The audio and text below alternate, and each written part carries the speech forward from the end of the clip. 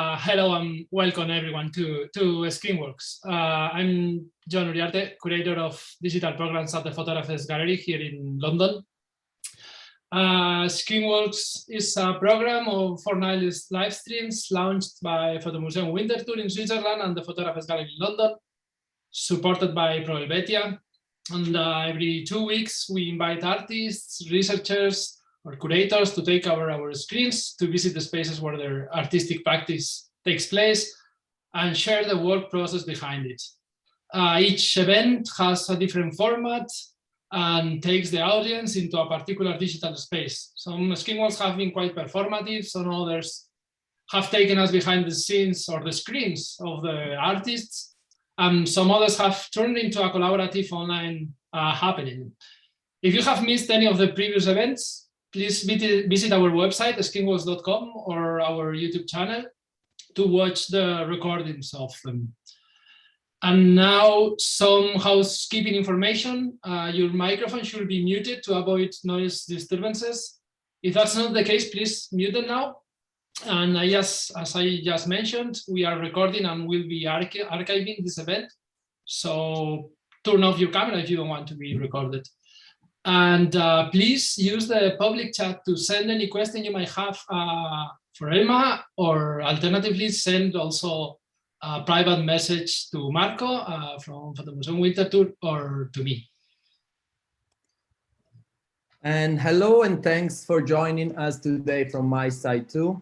My name is Marco De Mutis, and I'm digital curator at Fotomuseum Winterthur in Switzerland.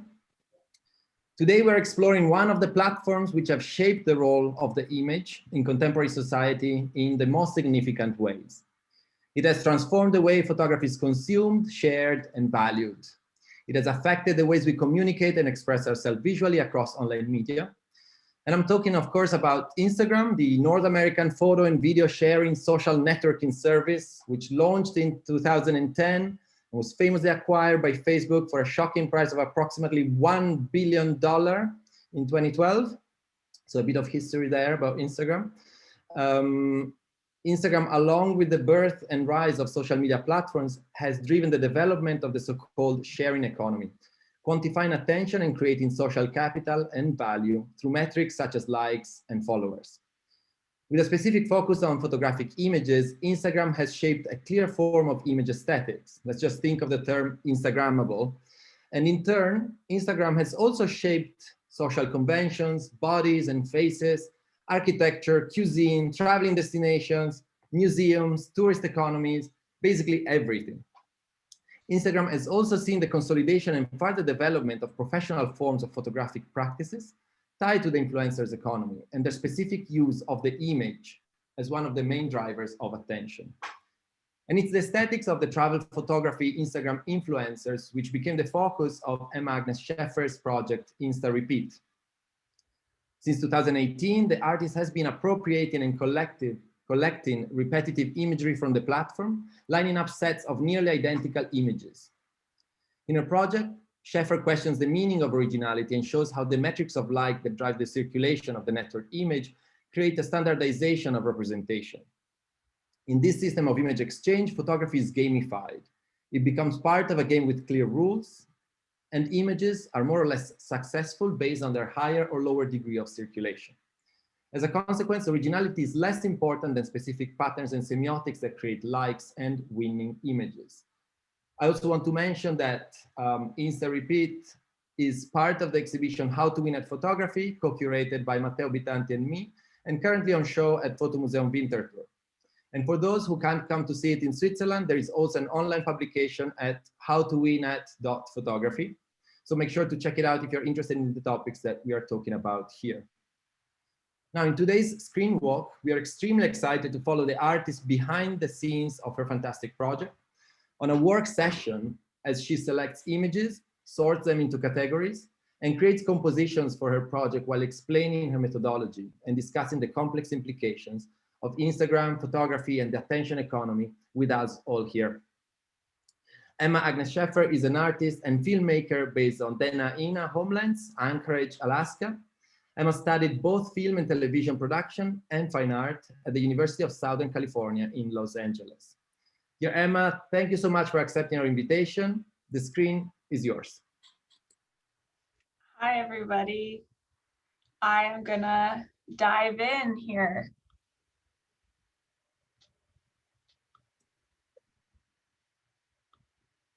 All right. So I'm assuming everyone can see my screen. And I was gonna start by talking a little bit about this project while I work on it. So I try to keep as organized as possible, but this project really started super naturally when I just would come across the same images over and over in my Instagram feed. And especially living in Alaska, which is a very sought after place for photographs and tourism, I saw specifically a lot of photographs in Alaska that were kind of the same photographs over and over, which just I started screenshotting on my phone without thinking too much about why I was doing that. And that kind of expanded, and all of a sudden I had so many screenshots on my phone that I thought I should do something with this. And it naturally turned into Insta Repeat. It made sense to put them back on the platform that they were mined from. And my thoughts on it in some ways have evolved over the years, but really my interest in these images from the beginning is still what drives the project today. So basically now I don't really have to look for images. They kind of find me. The nice thing about the Instagram algorithm is when I'm on that profile, Instagram really knows what I like in terms of this project and just suggest. So I start by screenshotting profiles that kind of fit the mold. And when I say fit the mold, I'm not trying to, oh, this is the wrong folder. I say fit the mold, I'm not trying to critique or put on blast anybody anybody really, but we all copy and emulate to learn and grow. So I really am trying to focus on people who have a following, obviously know how to compose and expose a photograph and make a photograph well, and are really, this is a subjective opinion that I will put on these accounts, but using this as a artist platform or career. So I'll screenshot profiles that kind of fit that. Here's some that I've screenshotted that I haven't, I'm kind of saving, or I haven't gotten to yet, so that I don't forget. And if you look, I don't know if you can see that on the screen, I can make it bigger. But most of these profiles have like this 138,000 followers, 9,000 followers, 5,000 followers. So these are people that, pop up on my Instagram feed, and I'll be like, oh, let me save that for Insta Repeat. So once I identify a profile, I'll go through and use a Chrome plugin and just download their entire feed. And that's really easy and just happens in the background. And then I have everything that I can then organize. So I'll do those in big batches and I'll put them in this folder here. Right now I don't have very much, but downloaded, but I'll have all these accounts fully downloaded here on my local hard drive, and then I'll go through and I will, so this is somebody's entire feed. I hope this person isn't mad that I'm doing their profile on here, but I will then delete all the ones that aren't repeats. So here I'm going through, and basically I'm going to deselect everything that's a repeat so that I have kind of a distilled set. And my idea of what is like a repeat changes and evolves. Obviously, more images become popular, trends change. And I definitely miss some. And, you know, at this point, they just kind of jump out to me really quick, like the categories that I'm collecting.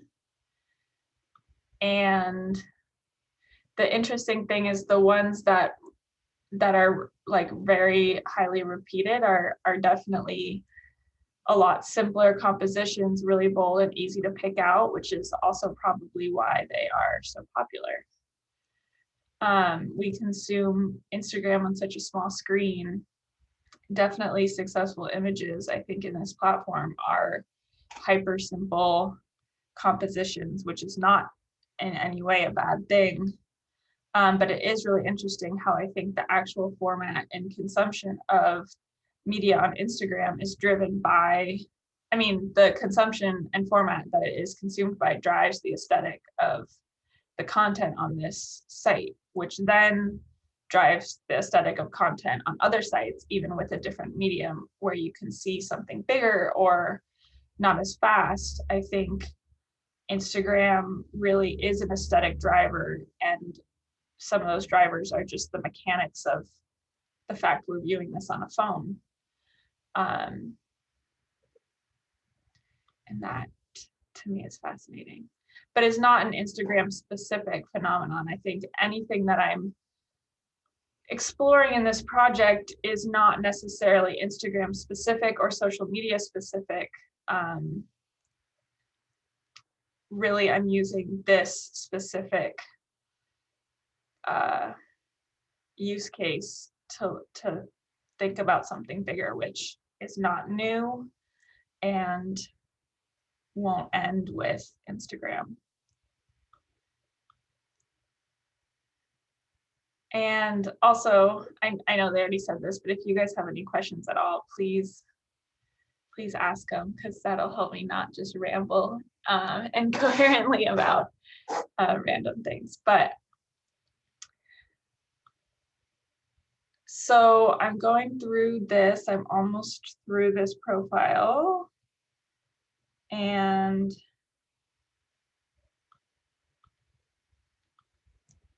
then I will delete those. And now I'm left with a collection that is just the gold. So now I will move these to my next step, which is where I categorize them.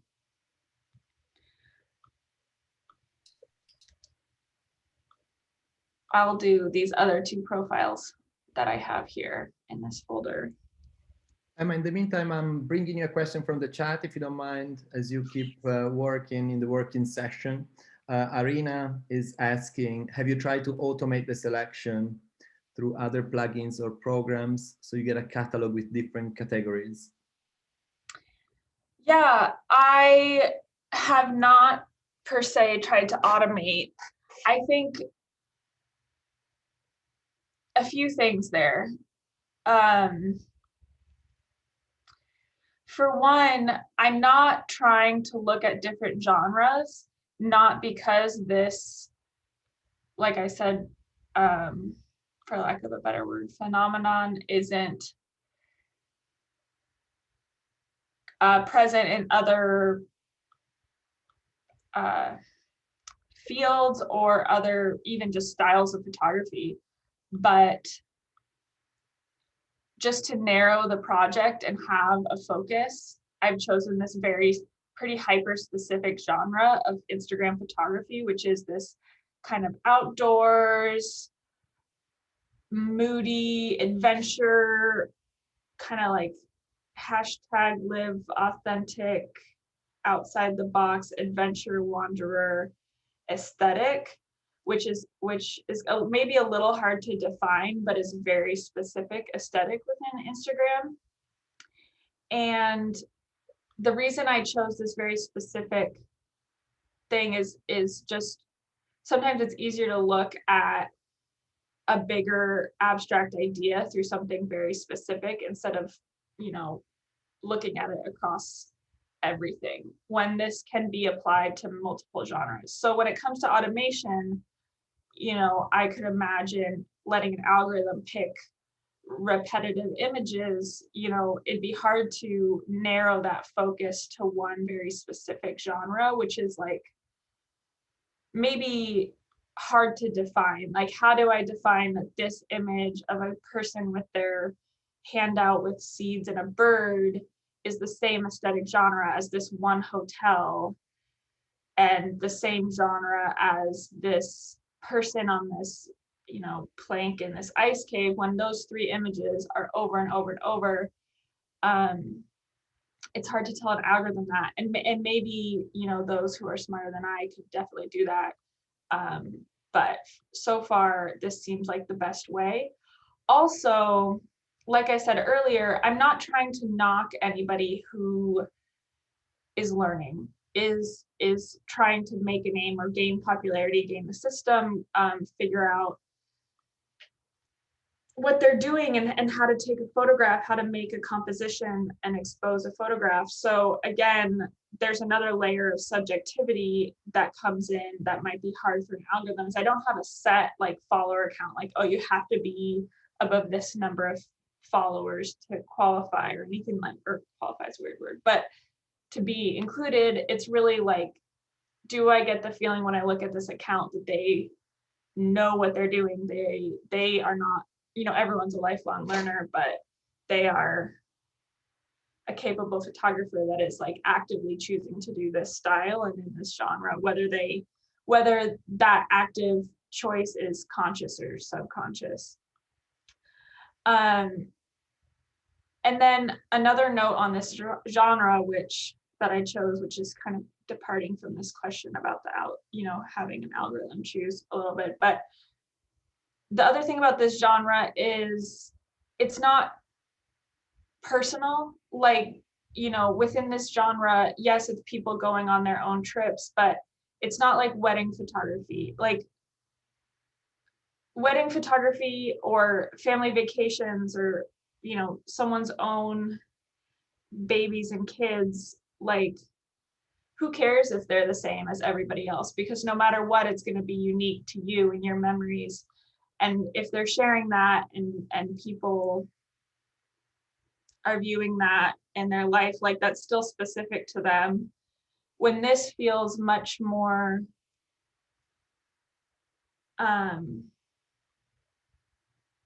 like striving for art, these profiles, as opposed to just a personal, you know, these are the photographs of this person's wedding that I took, and this is their moment, and it doesn't matter that it looks like everybody else's, because no matter what, it's unique and that it's their story. So that is part of why I focus on this genre as opposed to many other genres that are still repetitive, but originality is not in any way part of the point. We have another question from the audience, from Kevin, asking, how do you decide or know which photos are repeats and which are not? Is that's just from memory, or how do you do that?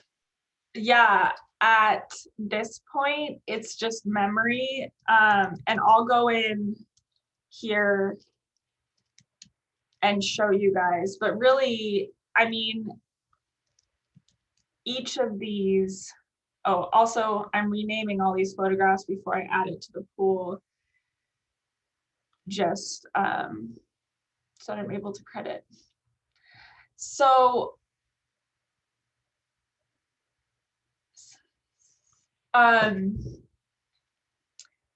since all the categories are really based off of just what I have seen over and over, it's easy for me to pick them out because it's just like what seems repetitive to me. That's what the categories are based off of. So it is all by memory. I'm just able to see them. And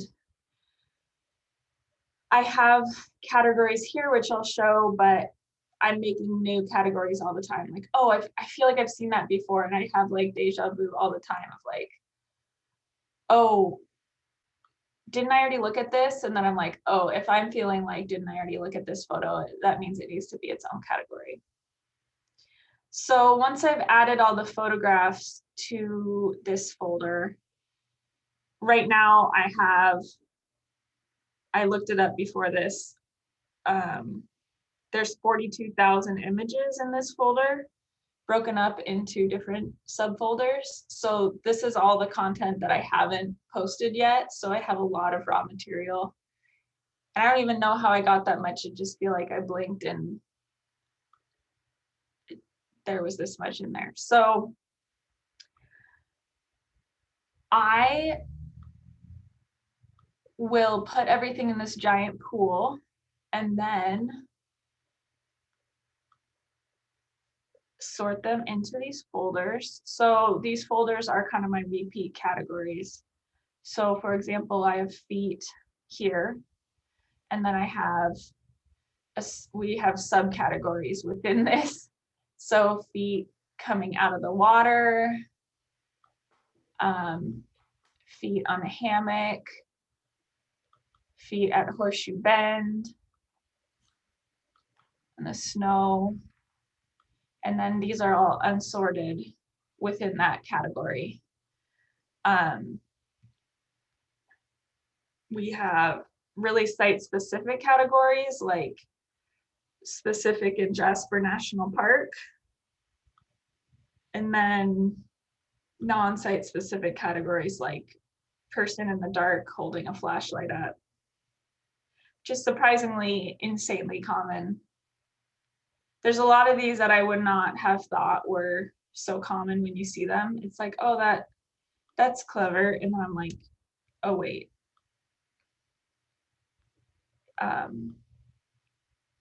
Emma, you let us know if it's too much to handle the work and answering the questions. In the meantime, I'll bring you, because the audience seems to be getting warmed up now. We're getting more and more questions. So I can always pause work. So, I don't need to do this. So.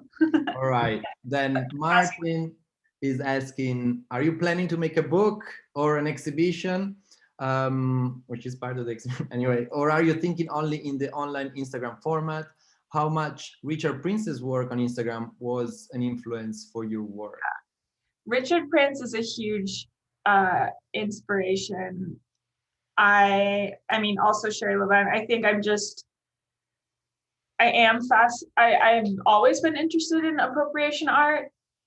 I artist assisted for an artist in LA, Carl Handel, who works in appropriation art. I mean, that's part of his work, but his work is a little different than Sherry Levine's and Richard Prince's. I mean, obviously everyone's work is different, but yes, that is very influential to me. I would love to make a book. So anybody who wants to help with that, get at me.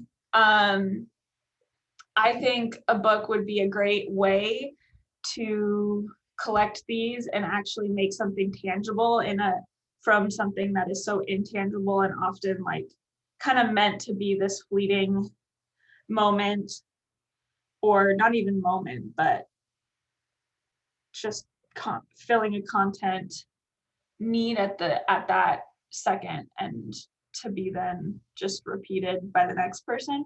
I think kind of cementing that in something concrete like a book would be amazing.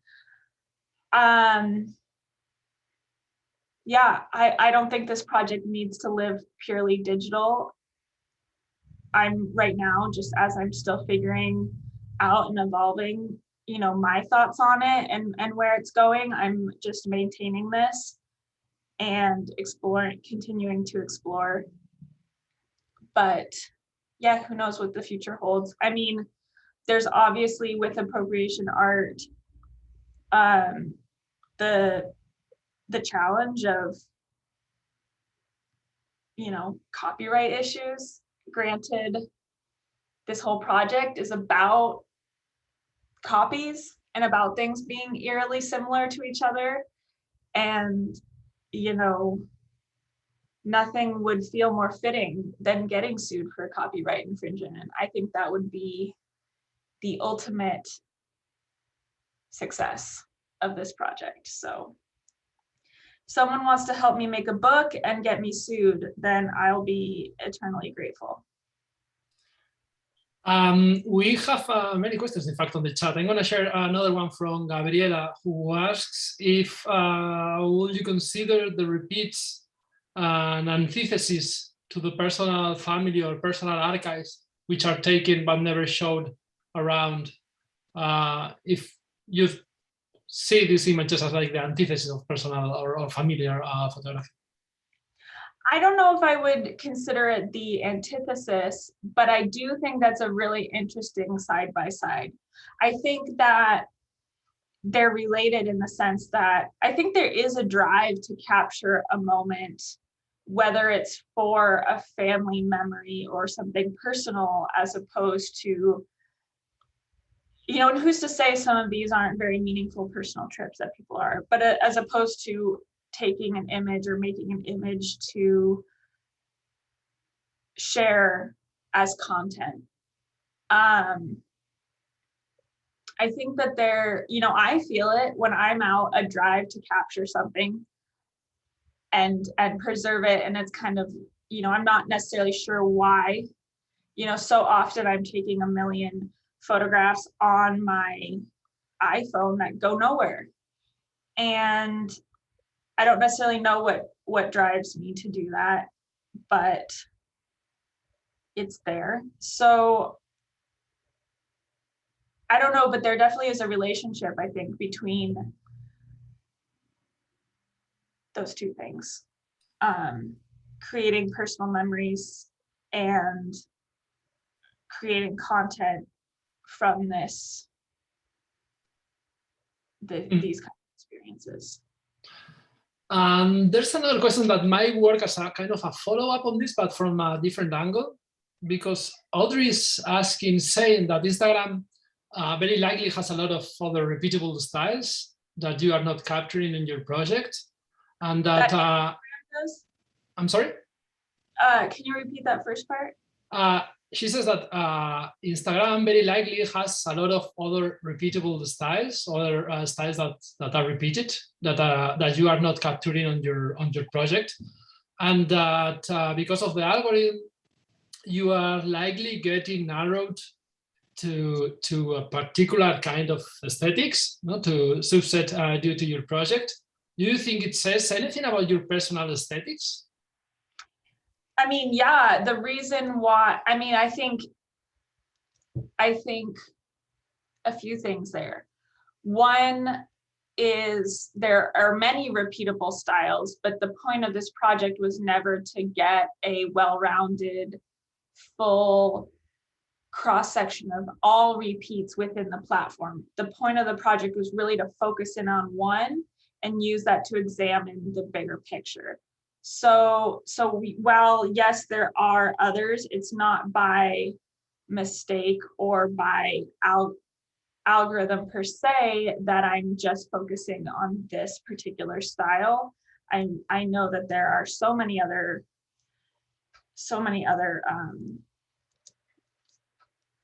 repeats out there within the art world, within the Instagram world, within the literary, you know, any genre and platform. In terms of this one particular, yes, Instagram, you know, at the beginning when I started seeing repeats, I definitely know that I saw repeats because where I live, because of the people I followed, because of what I was interested in. I'm from the Pacific Northwest originally. I grew up in Washington on Suquamish land and in the Puget Sound. And, you know, that is kind of a hot spot for this type of photography. When I moved to Alaska, a lot of my friends, when I moved here, were really working within this genre and of photography, a lot of people that I met right when I got here. So it's no coincidence that this is where I focused on. This is what was showing up for me in my, you know, area and with my, you know, who I was following, etc. That being said, the genre itself, I think, works so well for this project beyond that, because there's such a kind of surface level, well, that's my subjective take, but in my opinion, a surface level theme of authenticity, of being outside the box, being free-spirited, roaming, wandering, not doing a 9 to 5, but, you know, finding your own path figuratively and literally, which I think really reinforces that juxtaposition really of kind of an original lifestyle per se is an interesting juxtaposition with the highly repetitive imagery. So I'm not sure if that answers the question. There's a lot there, but that is, and yes, I mean, 100% Instagram now feeds me more of this content, which really I think only reinforces the point more and more, because it's not like there is a bottom of the barrel being scraped for content. I keep getting fed more and more accounts that I've never seen before with thousands and thousands and hundreds of thousands of followers, and I'm like, wow, there's so much there. It just feels like there's infinite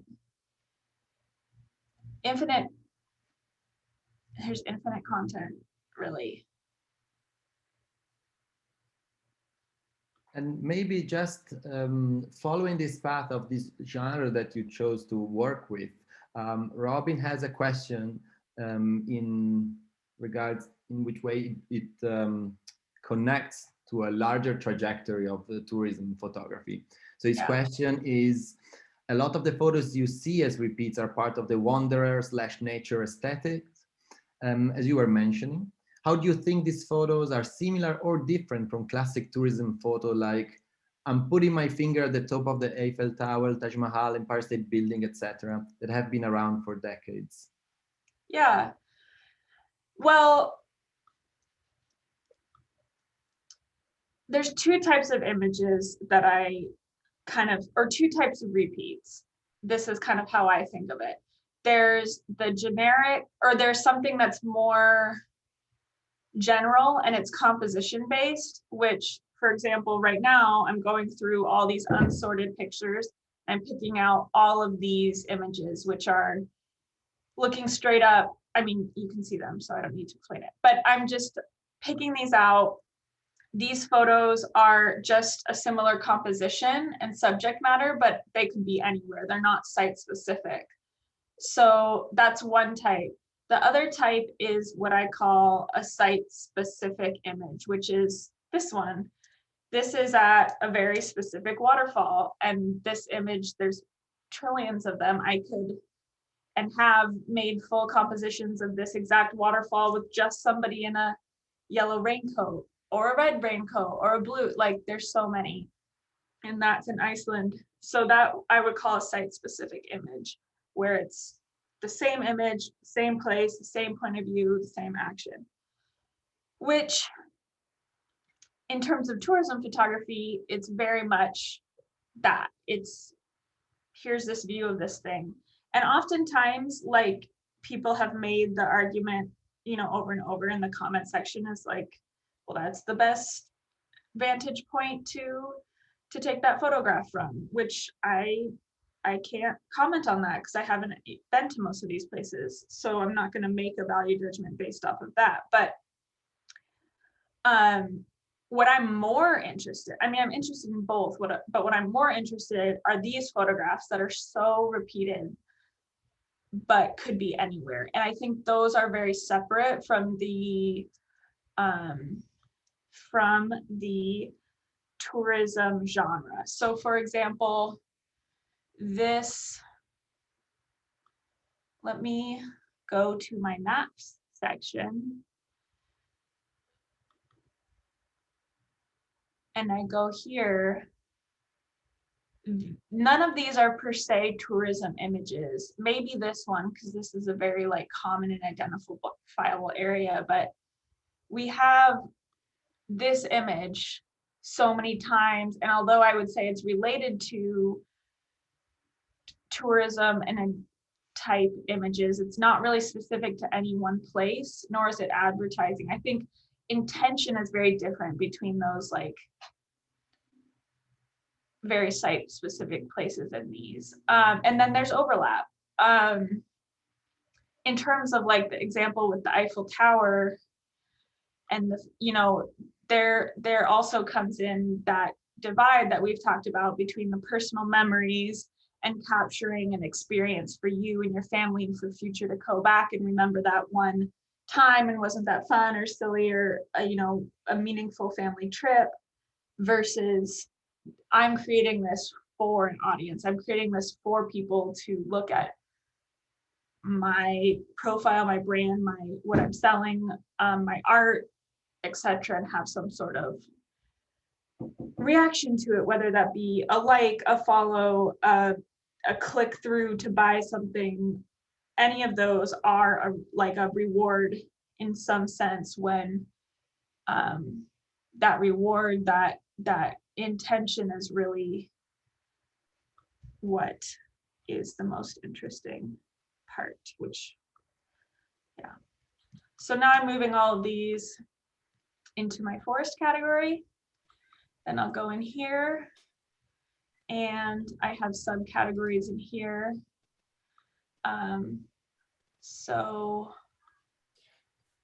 Speaking of categories and iconographies, there's also a double question, in fact, from Gemma, who first thanks you for the presentation and asks, she says that as Instagram's algorithm privileges a specific Instagrammable iconology as those which are most likely to drive saves, likes, reposts, etc. Have you spotted any particular iconographic trends since the beginning of the project? And then adds another question related to the exhibition in which you are showing the work for the Museum Winterthur in Switzerland, saying that taking into account that the title of the show is How to Win at Photography, would you say that winning at the Instagram game is to be able to continuously stay on the top of the algorithm's logic?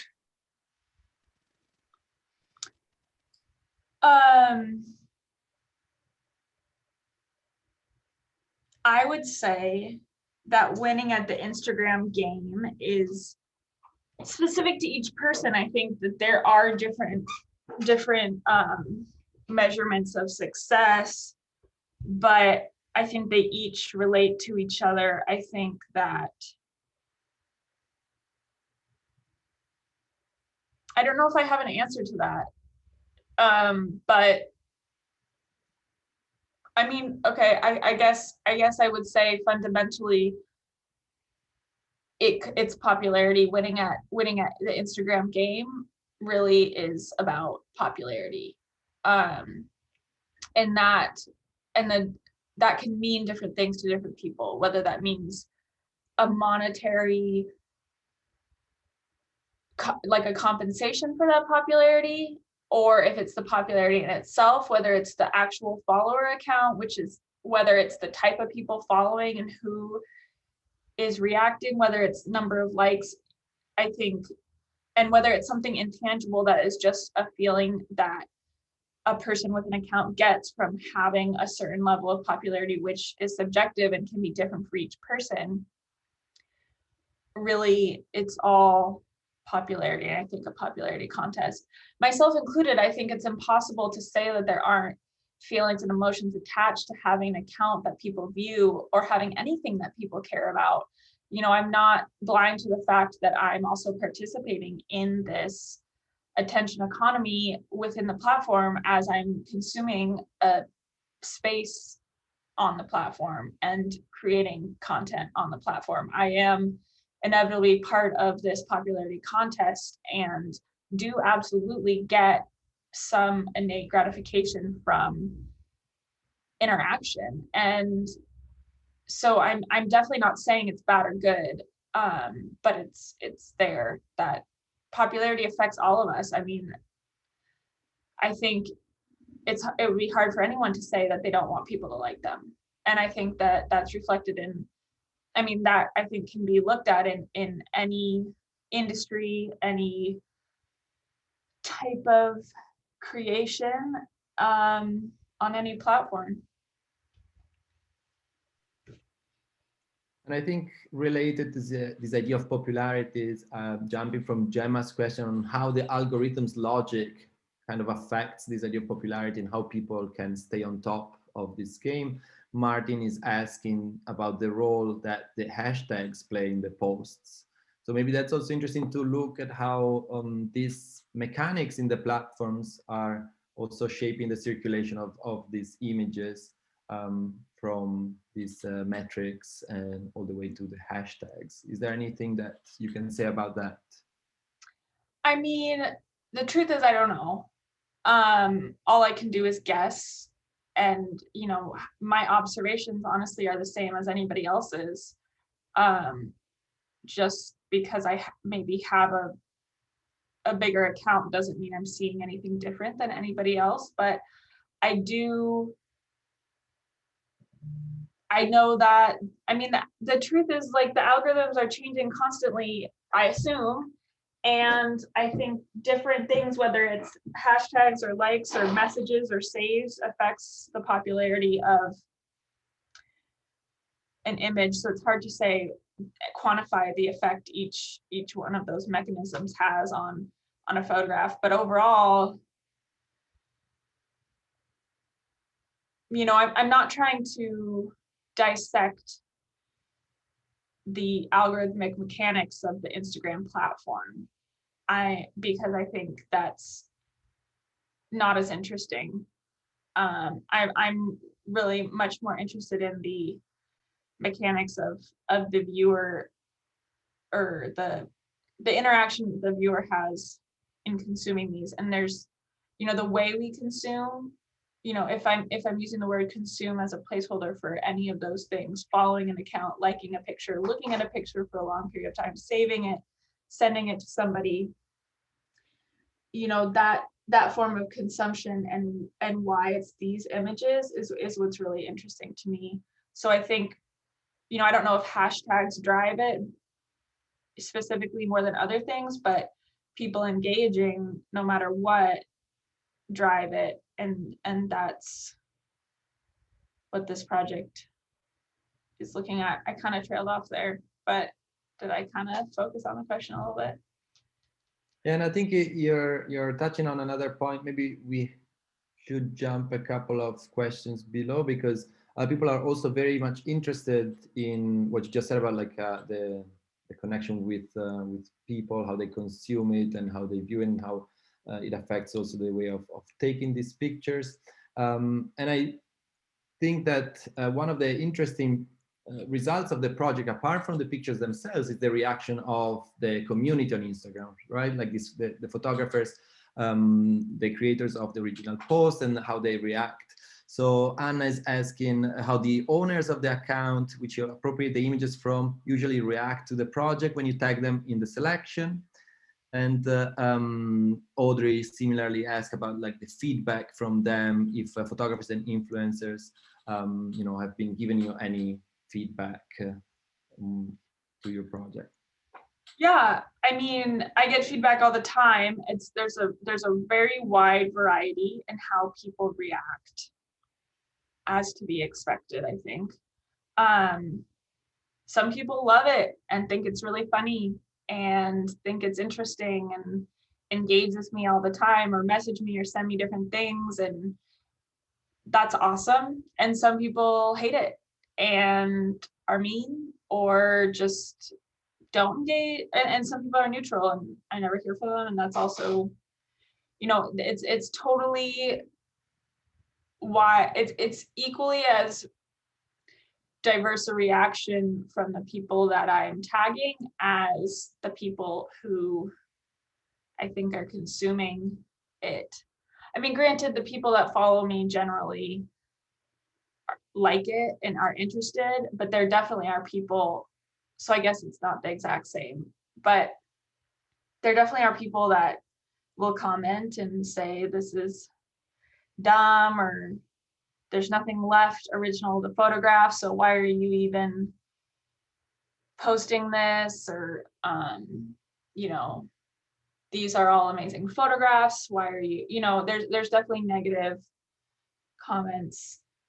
Anyways, all that to say is it's a huge range, and there's a little bit of every reaction, but I haven't made anybody like too pissed off. I like to think I'm somewhat objective and not, although there's an implied critique in this account, I do try to be as clear as I can about the fact that I am not the arbiter of good art. I'm just a person in Alaska. And well, I'm not knocking Alaska, I'm just a person. And I'm just making observations and putting things together for other people to make their own judgment on. But I'm not naive, and I do know that it's perceived, probably rightfully so, as somewhat a critique on originality, and that is my own subjective. I mean, no matter what, there's subjectivity in this project, and I would be lying to say that it's an objective goal overall. And another question that has come up on the chat previously is asking about if this project might have changed how you take photographs or how to choose what to share online, in the sense that Claire is saying that she finds that one of the most toxic aspects of social media platforms is the way that they can seem to reach into one's thinking and shape what we choose to, even when we are not logged in. So has like the project shaped your way of taking photographs or sharing it, or any other content online maybe? Absolutely. I mean, I have taken many of these photographs myself, definitely. And while I'm out, like in a beautiful place, I'll snap a photograph on my phone all the time. I mean, I take so many photographs on my phone that are never even meant to be shared, or just, I don't even know, you know, it's just like, I guess a habit, or, you know, wanting to look back in the future and see where I've been. But I mean, yes, it definitely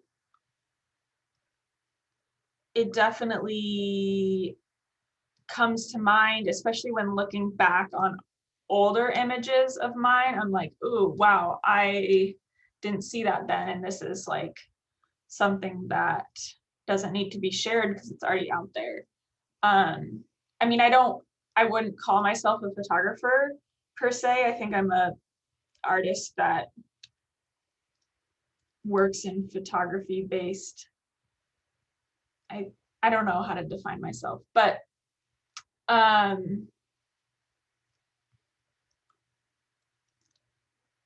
think the way Instagram influences, or the way this project influences my photography, is more about identifying how other people's styles encroach in, and how the internet and trends encroach into my own aesthetic. So it kind of like brings a level of consciousness. So then I'm like, okay, do I intentionally want to make an image that looks like this, or is this like a subconscious, you know, trend that I'm following that I'm not that I don't mean to, and that I think is a positive for me, is a positive outcome, is kind of like a little bit more of a intentionality when I'm out. Granted, a lot of the work that I do has nothing to do with the wilderness, so it's like somewhat unrelated, but no matter what, I live in Alaska and I'm traveling all over for my job, and it's very easy to fall into making the same images that have been made a million times, which is not necessarily what I want to do, which is fine if that is what you want to do. But so right now I have dove into this category of straight up treetops subcategory of forest. And I've picked 12 images that look the same to me. I just cropped them all into a square. I do know that cropping is is changing the original work, but I try to just do the crop in the middle, like not making any subjective changes for composition, because, you know, Instagram, you know, when you're viewing it as you're scrolling or in the feed, it'll be cropped into a square anyway. So I don't feel like that's like an ethical boundary that I've crossed. So I have these selected. On some, I might reorder a little bit. But for this, yeah, I'll reorder a little bit based off of just what I think looks nice. And then I will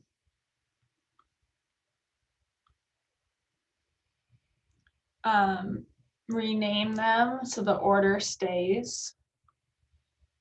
And how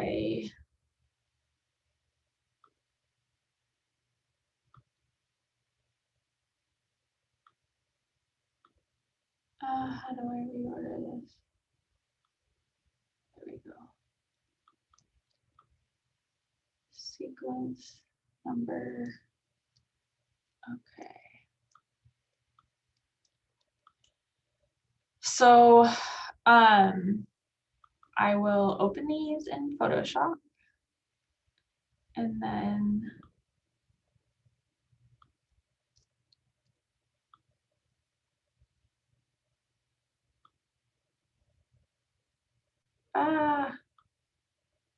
no, I'm doing the wrong thing. Don't open Illustrator. Sorry. I also had a personal question. In fact, I was wondering if you have heard about the latest news, well, the latest from the head of Instagram, saying the plans to change Instagram into something closer to TikTok. So I guess that much more video-based than the image-based. In fact, he even said that they are not photography posting platform anymore. And I felt that your work was somehow also, and that's something that we were talking with Marco, somehow also archiving the aesthetics of Instagram, and knowing how fast these platforms change and disappear, like in few years. If you understand also your work on that way, like if Instagram dramatically changes, or maybe all the people who's using it nowadays go somewhere else, if your work could act also as an archival project to archive all those aesthetics and ways of working on the platform. Yeah, I mean, that's really interesting. I haven't heard that, but I mean, it makes sense. If that's what people are interested, you know, obviously people are really interested in TikTok and making that type of content. So in terms of money, that, you know, that makes sense. Yeah, I mean, you could definitely look at this as an archive and a study. And again, you know, I think any platform, any genre, this project is relevant. So even if, you know, the platform changes and the content changes, I think it's still a relevant project, and I think would be applicable to a different type of Instagram.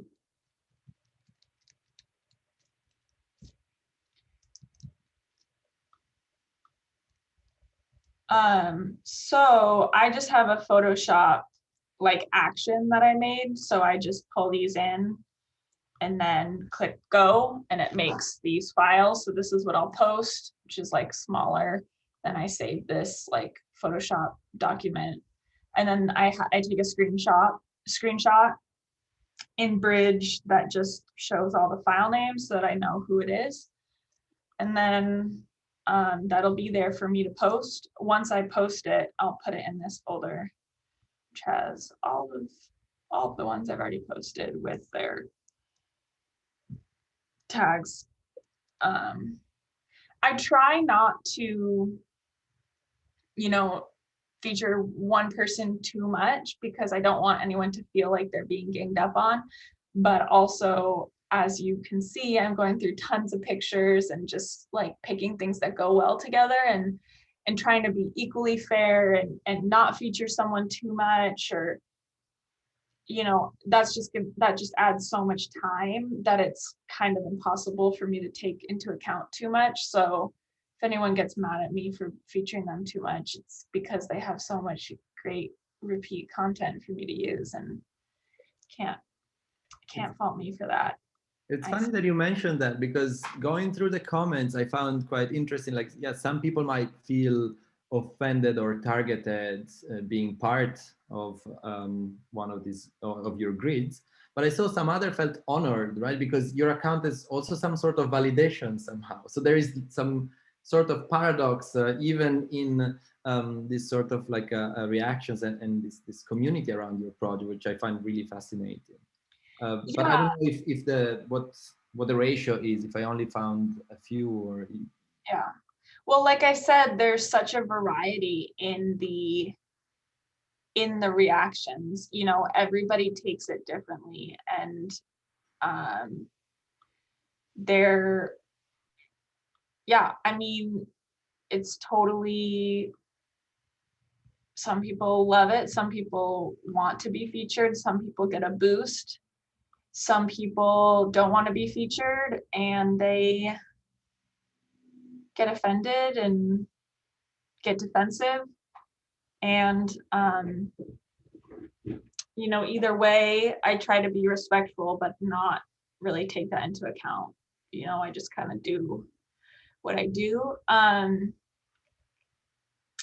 You know, people get really, the most common defensive response I get from people that I featured is like, oh, this photo is from so long ago. You really had to dig through my feed to get this. You must like be scraping the bottom of the barrel or whatever. But the truth is, like I showed, I just download someone's entire account onto a folder, and then I just kind of mindlessly sort. And, you know, trying to say, okay, well, the cutoff is going to be 2016 or 2017, or that's just too much for me to do. And I just download a feed, and anything on there is fair game. So that's that. In fact, following this, Audrey asks if an influencer's goal is more followers, then more exposure can only be a good thing. So I guess that while you are offering featuring the artist on your account is more exposure at the end. So I guess that it is a good thing to be included in your project. Mm-hmm. Mm-hmm. Yeah, I think often that's true. I mean, yeah, it depends on the person and their own goals. Like I said, I think everyone's goals are different. Some people's goals are like maybe not conscious, but yeah, this kind of goes back, what's the point, or what does it mean to win on Instagram? And I think that comes down to popularity. I just think the definition of popularity is different to each person. Like, popular with who? Some people, it's like, it doesn't matter who, it's just number of followers. Some people, you know, want to be respected and popular within a esteemed group, and maybe being part of InstaRepeat doesn't fit that and negates that, you know, audience they're looking for, and that might make them upset. So it really depends on what somebody's idea of popular is, and what people's what type of popularity they deem most valuable. And I think that's also, just personally, what I find really genius about the project is that there's so many layers, right? It exposes the paradoxes of popularity, and also a critique or observation about phenomena. So all of these layers are in there, and it's very hard to separate, you know, this thing of what is a good thing for the influencer, while at the same time, you know, being part of a critique of a certain online phenomenon. At the same time being part of it, you know, like it's very much all together from my point of view. But that maybe just a personal comment. And in the meantime, I saw that Claire added another question, very photographic point to the chat. She says, I want someone to mention Bernd and Hilla Becher, the typologies. Perhaps this project is similarly a way of looking at a fleeting social form with respect to the discussion of TikTok, just before it transforms into a slightly different form. So maybe a way to document these buildings, or this in this case, Instagram aesthetic that is very much part of this moment before it disappears and transforms into something new. Do you see any connection with that, with the Bechers, or with the approach to photography? Definitely. I mean, even just like aesthetically and compositionally of my photographs, there's obviously a huge link between, I mean, visual link between InstaRepeat and the Bechers. Should I pull that up? Should I pull some of this stuff up? I feel like we've talked about things and then I'm like, yeah, but then maybe people want to see. But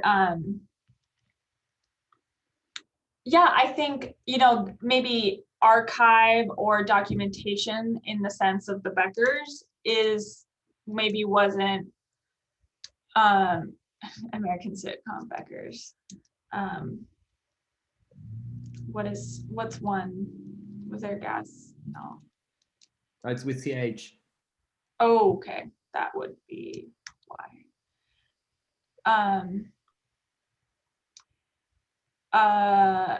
You know, maybe that wasn't intentional, that kind of archive, but doesn't mean just because it wasn't intentional, it hasn't grown into something that's interesting to me. I mean, I think what they're archiving is just content or thematically really different, even though aesthetically it's very similar. You know, no one cares. I would say no one cares that the water towers all look the same. It's, you know, engineering. That's not the point. But what's the point of a photograph? I mean, that's where the big difference. The point of a water tower, the point of a grain silo is to be the best grain silo or water tower. And thus there's going to be a lot of similarities and overlap. But I mean, that comes down to the fundamentals of what the point of an image is on a platform like this. And I don't know the answer to that. And it doesn't make sense to me for them all to be the same, because I think that there's infinite reasons to make a photograph and to share a photograph. And that's why it's fascinating to me that they are all the same. Like, does everyone have the exact same goal? And if so, what is that goal? And again, I think it comes down to popularity, but that also comes to, well, why is the same thing popular? Popularity implies that everyone wants to see the same thing. And do we all want to see the same thing? I mean, I don't think I want to see the same thing over and over, but yet I'm definitely, not immune to being comfortable and liking the familiar. I don't know enough about psychology to dive into why that is, but it's very interesting, and I don't have the answer. But that was a tangent off the Beckers, but that is an interesting comparison. We talked earlier about Richard Prince and his Instagram post, which his project obviously was more successful than mine because he did get sued. So Richard Prince again wins. Always. But I mean, I think more so Richard Prince's other works is more influential. I think people make the comparison to this project specifically because of the platform, but I think honestly the Marlboro Man, just, I mean, going to the canon of Prince is like the most relevant in terms of you know, its ties to capitalism and advertising. I think that is one way to look at this Instagram aesthetic, is that it is a form of advertising and part of capitalism, because so much is based off the monetization of the popularity on the Instagram platform. Maybe going back to the users and the creators of the images of your account, Lester is asking that, when it's saying that, it says, I noticed that the owners of many of the accounts that post these photos are based in certain common locations, such as the Pacific Northwest, Western Canada, Norway, and Germany. Do you have any theories as to why this is? Or is this just a question of the scenic locations, or is there something cultural at play there? And I will also add about the locations where the photographs are taken, because I guess that they're like quite repeated as well. Yeah, I think, I mean, I think this genre drives where those locations are, because this genre, like the Northwest in particular, it's very like, I mean, it's like, I think of it as like the core of this genre. And so I think just like aesthetically, those places match in. So if you're a photographer in those places, it makes sense that you may make work that fits into this aesthetic. It's wild how many German photographers are featured on InstaRepeat. And I don't know yet if that is because there are just so many German photographers, or if, you know, maybe there were some prominent ones at the beginning of InstaRepeat and now the algorithm is feeding me like just Germans. But it's wild how many German photographers I come across doing something similar. And so I'm totally not trying to knock German photographers. That is kind of a mystery. I don't know if that is like I'm being fed that specifically, or if that's reflective of the, you know, if they're overrepresented or correctly represented in terms of numbers.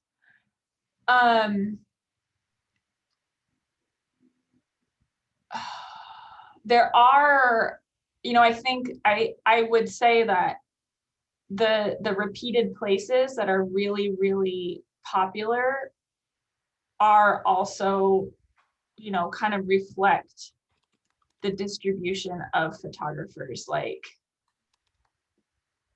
you know, there's a lot of Pacific Northwest, there's a lot of Northern Europe, because those are also the places where they're really popular to make these, like I said, the site specific images.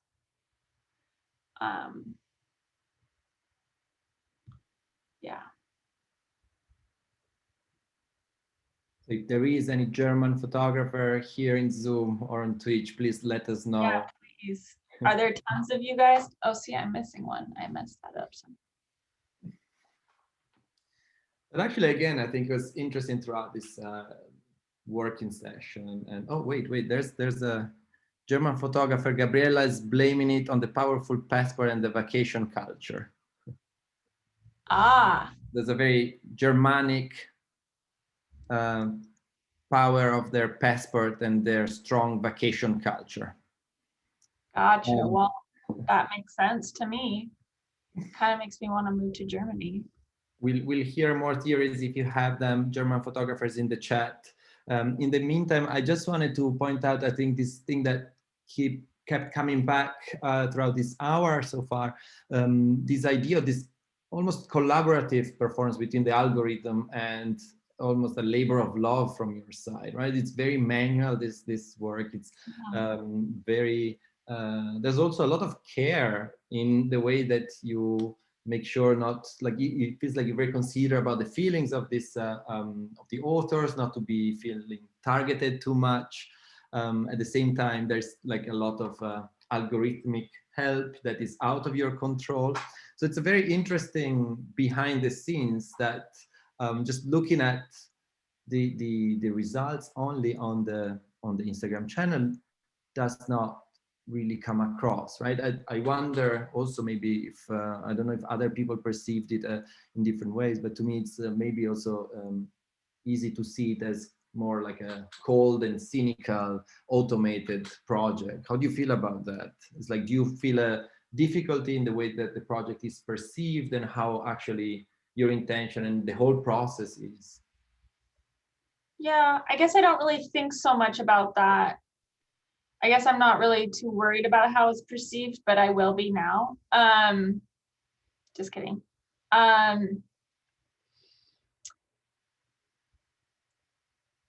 Yeah, I don't know if that bothers me either way, but I mean, it is fascinating, me doing this work, an algorithm doing its own work, you know, the algorithm doing its work on the front end, me doing the work in the middle, and then I put it back on the platform, the algorithm is doing its thing again. And that is really cool. I mean, it's fascinating. I also am wondering, like, what is the definition of an algorithm? What is the definition of a sentient person versus a computer system or a network? You know, can you just consider the human a biological machine and the brain a series of algorithms? I mean, you could make that comparison, and I think, you know, that's another interesting layer to me in this project is, you know, that's reflected in my process, but also reflected in the individuals creating these images. I mean, if a computer itself or a network or a social network, but regardless, something digital and non-singular human, not an individual person, is creating aesthetic trend. I mean, what's the definition of consciousness? I mean, creating art. Well, what is art? You know, is it trend? Is it aesthetic? And if something like this network is creating and driving an aesthetic trend, you know, you could make a maybe far-fetched, but you could make an argument for sentience or consciousness, just as you can make an argument for just machinery or algorithms within the individual. So I think there is overlap there that's really interesting. And you know, I have other projects that I think are very relevant, you know, other work in my practice that's relevant to this idea of originality and a biological machine, that absolutely comes up a lot for me during this project. And it's one of the reasons I love this project, and I'm continuing on it, and it maintains its interest to me, is that, you know, there's so much there. It's so rich in terms of its commentary, its exploration, and my own exploration of these like really big ideas that, you know, maybe some might say it doesn't matter, and they're probably right, but that doesn't mean it's not interesting to me.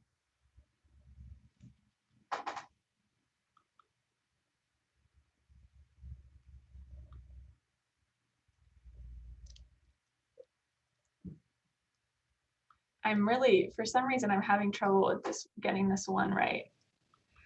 So I keep doing it over.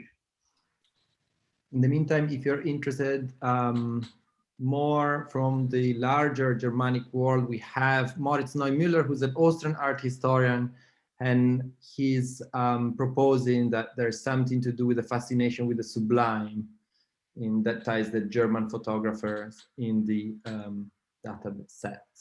Yeah. Well, the sublime. Do you think, I'm curious if he thinks the sublime is represented in these, damn, I messed this up again. Sorry, that's what happens when you're not fully concentrating. I'm curious if he thinks the sublime is represented in these photographs, because I might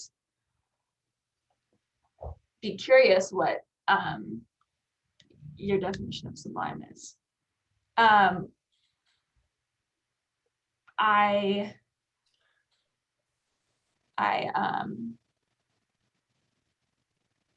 So the sublime is actually being debated in the chat. Yeah, that's what I was going to say as well, that it has opened up a whole debate about what is it, the sublime. So I guess that the same questions that you are making to yourself right now are going on in the chat as well. I'm all about sparking debate. I mean, that's one of the things I also really love is like in the comment section, there is often a lot of negativity and really awful things. And sometimes I'll try and police and delete things that are like horrible. And sometimes I just can't even like go in there and look, and I have to say what's posted is posted, and hopefully Instagram will moderate the stuff that's really terrible, but I also I'm only one person. But that's aside, it's awesome when someone comes in and will defend the artist and be like, what is your definition of a good photograph or originality, because this and this, and then someone will come in and blah, blah, blah, and there'll be like a 30 comment thread that's like an amazing art critique and discussion about what art is and what aesthetic is, and it's amazing. And or sometimes somebody will say something really negative about a photographer, yeah, they suck, and then someone else will be like, that's not the point of the project, blah, blah, blah, and then there'll be this whole thing, and I'm like, I don't even need to moderate, because it'll be worked out. And I do love that. Let's try this again. I guess this hasn't come up yet, but I've kind of mentioned, so this is kind of out of the blue, but speaking of this being universal or not new, or won't be the last, is Baudrillard wrote about this, and many others, and this idea of the simulacra however many years ago. And that's exactly what when I think of this project, I'm thinking of a copy of a copy, or a copy without original. That really has been that theme and that question of what a copy is, what a reproduction is, what is original, and where a copy inherently should have a seed, but what happens if that's just an iteration, that there's no root to be found. That has been a conversation, and I'm not an art historian, and I'm just going to be repeating art theory 101, but that has been conversation since the invention of photography, and before that, in painting and realistic painting. It's what is a photograph, and what does a photograph mean? Are you making it? Are you taking it? Is it real? Is it truth? Is a million different debates and thoughts there. Okay, I finished this one. And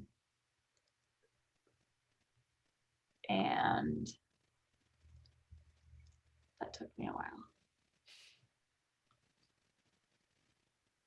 So now we'll delete these. Screenshot. The way I have my automation set up is the saved photos will go into this composites folder. I just have to drag the screenshot of the names in there so that I save those. And then I'm done with that. So, and then my last step after I make something is to make sure I move those images into a folder so that I know that they have been used. I feel like this this screen sharing is making this process look like extremely long and arduous, which is because I'm like distracted and, you know, pausing a lot, but honestly, it's not too much work. Like, you know, I can sort through these pretty quickly, and once I have them in a folder, you know, they kind of make themselves. And I mean, granted, that's also to say, if you will notice my feed, I don't post that often. I do really want to post more, and it just comes down to like, I'm busy. I'm busy, and you know, I try and make time for this because I do think it's fun and it's rewarding in the conversation it starts like with others and with myself. But you know, I also have to like do my job and like. On the contrary, I think everybody's really impressed by how you managed to engage with such an interesting discussion, and while working on the project almost like seamlessly, or at least I was very impressed, and also by your organization. When are we going to expect the images that you've done now to be uploaded? Are we going to end with an upload now, or have you scheduled something for later? Yeah, I should do that today. I should do one. I don't think I can do it from the computer. I think you have to upload from your phone. So I don't think I can do that because I'm on my computer right now. Mm-hmm. But I will upload. Okay, so we can invite our audience also to interact with your next upload and to maybe reflect also on the event that we had today on the comments on that image. So yeah, I guess that maybe it's like the right time to wrap it up. We've been like almost an hour and a half here. I think that you've been very, very generous, sharing not only your work process, but also your thoughts on the work and how it reflects on how photography is being produced and circulated and consumed on social media, and particularly on Instagram, which is the most influential, I would say, or has been at least the most influential image social media on the recent years. Yeah, I just want to thank you for the time that you have offered us and for your presentation. And also thank you to everyone who has joined, both here on Zoom and on Twitch. Yeah, thank you also very much from my side, and yeah, also everyone in the chat for your great questions. And I think you turned this screen walk into a performance, into an AMA, into everything. It's been wonderful to see, like, also the combination of what was going on the screen and what was being talked about and written in the chat. So thanks everyone. Just want to remind everybody that we're going to be back in 2 weeks with a bot performance. This time we will have a completely automated bot taking pictures in GTA 5 in a computer game. So going all the way to automation this time with a bot photographer to close the series before our summer break. And yeah, thank you guys for having me, and thanks everyone for joining. These were awesome questions that I had fun talking about it. And if anybody wants to, you know, ask any more or contact me, it's easiest to DM my personal account, which is Agnes Sheffer. I might not get it if you DM Insta Repeat, but I will get it if you DM Agnes Sheffer, and I will respond.